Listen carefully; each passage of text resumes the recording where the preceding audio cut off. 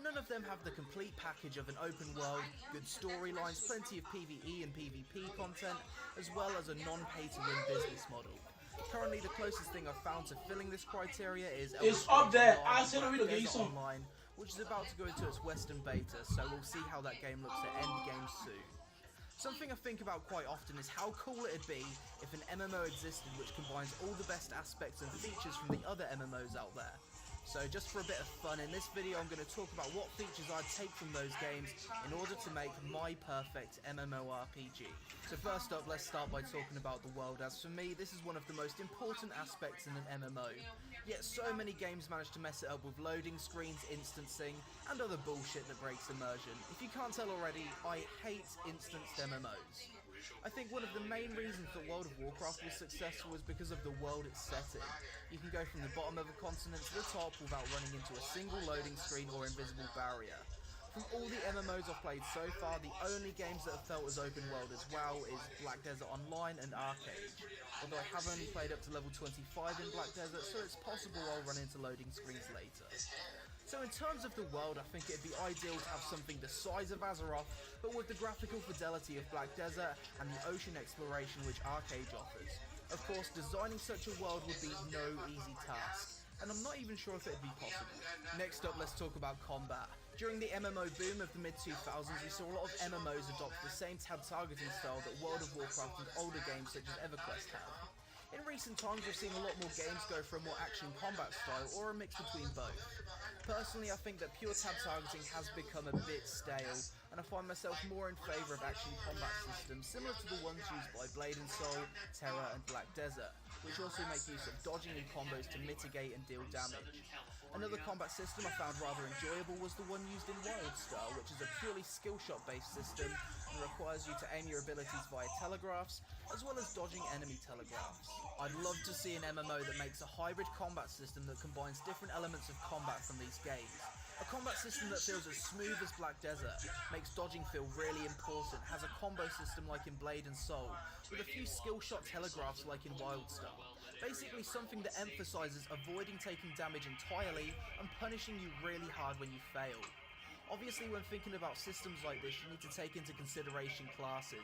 Will the game have the typical holy trinity of tank, healer, DPS, or will all the classes just be damage based? I think with the combat system I've just described, it'd be best to have a loose version of the holy trinity, where some classes are healer hybrids that focus on doing damage, but have the utility to do a limited bit of off-healing. Obviously this utility would mean they'd do less damage compared to a straight up DPS class, but it could be helpful if someone fails to mitigate or avoid damage. This way boss fights could be taken on without healers if the group's skilled enough, or with them in case someone messes up. Something that Elder Scrolls Online does, which I think is a fantastic idea, is allow any class to fill any role. They do this by giving access to all armor and weapons to every class, allowing players to choose what role they fill via specializations. This means your class doesn't limit you from groups that only need one certain role to be filled. In my opinion, this is a good thing and something else that I'd add to my theoretical perfect MMO. Next, let's talk about lore and backstory. If you're going to make an MMORPG, you need to create a world which people really care about. The best way to do this is to have a compelling and relatable backstory, which doesn't confuse players as to why their character exists in the world. I've played many games which have fucking awful backstories with race archetypes that are totally unrelatable and hard to pronounce. I think it's better to base your backstory on pre-established archetypes such as orcs, elves, trolls, ogres and giants, as they've been around in stories for a long time and it's easier for people to relate to something they're already kinda familiar with. Many of the big MMOs already made people familiar with their universe before they became MMORPGs. World of Warcraft developed their universe through books under the Warcraft RTS series, which set the story for WoW in 2004. The Elder Scrolls series did a similar thing with their first game released back in 1994, later making books in the mid-2000s, and Lord of the Rings Online also did pretty well for a while, with the story of that world starting all the way back in 1954 with the first book release, and films coming sometime after. My point is, it's extremely hard to get people to care about a random world that they've never heard of before, so it'd be ideal to either base the MMO off a pre-existing book series that utilises the theme and archetypes I've previously mentioned, or create a new world by first releasing books, possibly a film, or even a single player game, as MMOs typically do a terrible job of storytelling on their own. Of course, all of this would take a really long time and cost millions of dollars, but for the sake of this video, we're ignoring the practical limitations. Personally, I'd fucking love to see an MMORPG based on the Game of Thrones or Witcher series. Out of all the MMOs I've tried so far, World of Warcraft easily has the most compelling and relatable lore. Elder Scrolls Online also does a pretty good job too, but in my theoretical perfect MMO, I'm going to steal the Warcraft backstory. Maybe set it a few hundred years after the current Warcraft story, after Sargeras has been defeated and a new threat arises after a time of peace. So now we've got some idea of the world our game will be set in, as well as the combat system we'll be using. Now it's time to talk about questing, something that most MMOs fail to make interesting. The way we'll make our questing interesting is by taking some ideas from Star Wars The Old Republic, Elder Scrolls Online and Guild Wars 2.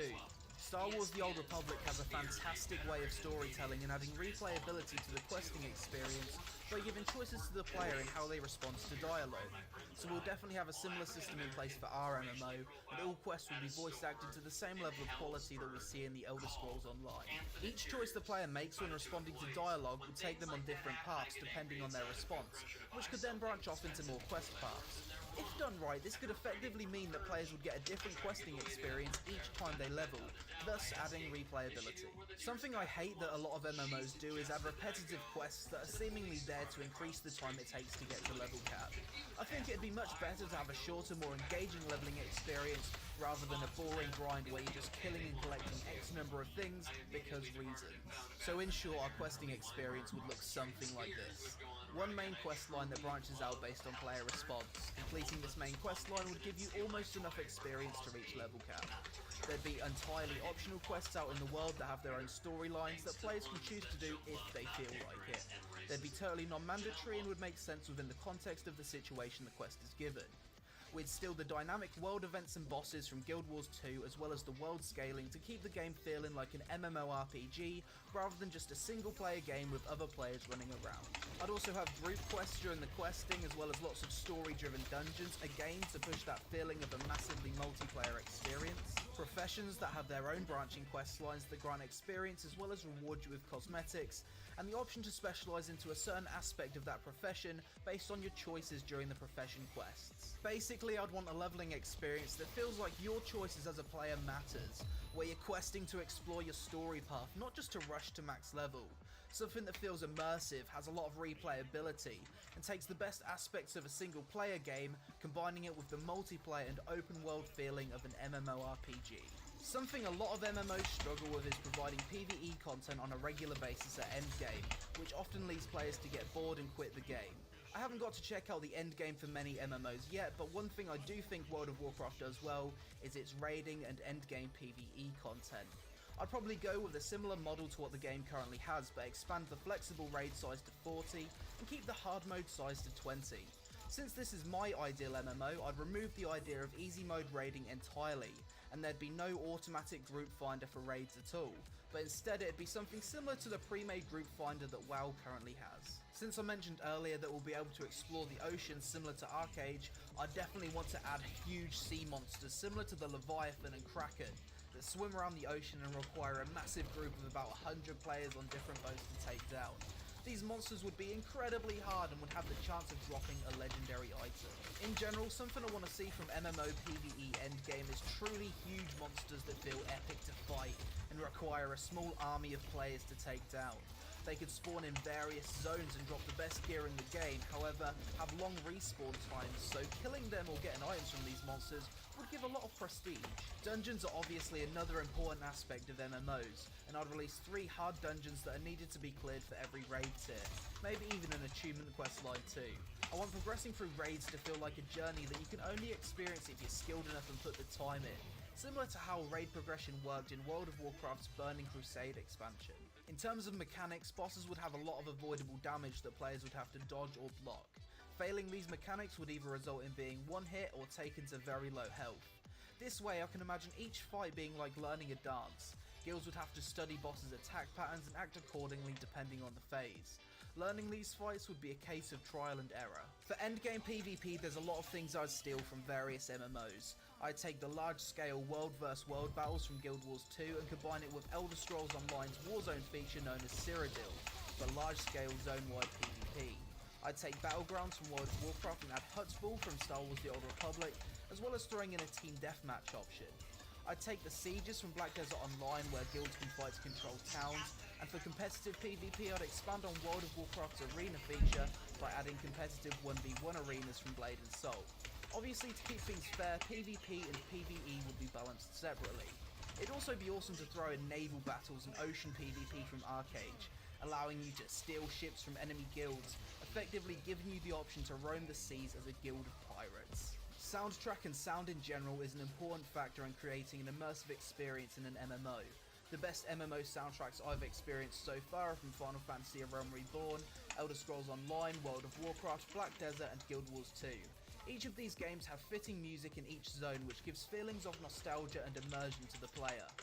Elder Scrolls Online probably has the best sound effects in terms of voice acting, running and combat, so my theoretical MMO would have something similar to this. Personally, I'm a huge fan of player housing in MMOs, and 3 games that have excellent examples of player housing done right are Wildstar, Final Fantasy: A Realm Reborn and Black Desert.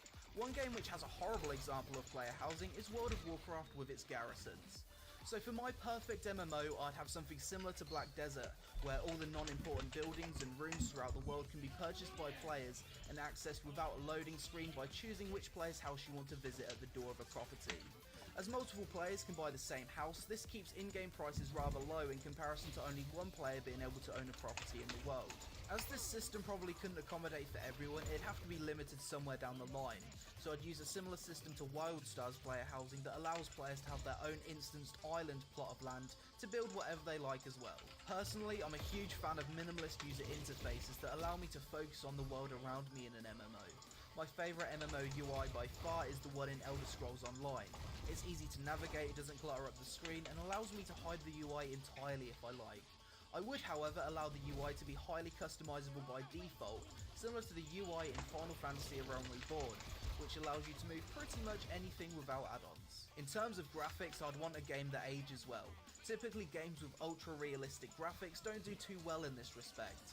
Instead, I'd go for something that has the perfect balance of stylized and realistic graphics. Maybe something similar to what EverQuest Next was going for, although that seems to be a game that could sadly never be released. Now I'm just going to list off a few other features that I'd also steal from my theoretical MMO. I'd steal the character creation, auto-pathing, 3D map and ability to tame mounts in the wild from Black Desert. I'd steal the idea of solo dungeons from action MMOs such as Vindictus and Dragon's Nest. We'll take the wardrobe feature seen in games such as DC Universe Online and Guild Wars 2, which allow players to save armor that they've previously collected. I'd also take the companion feature seen in Neverwinter and Star Wars The Old Republic. And I'd steal the emote system and ability to get married in-game from Final Fantasy: A Realm Reborn, just to keep the role players happy. Obviously, my theoretical MMO would need to make money somehow, so I'd use a similar business model that Guild Wars 2 has went with,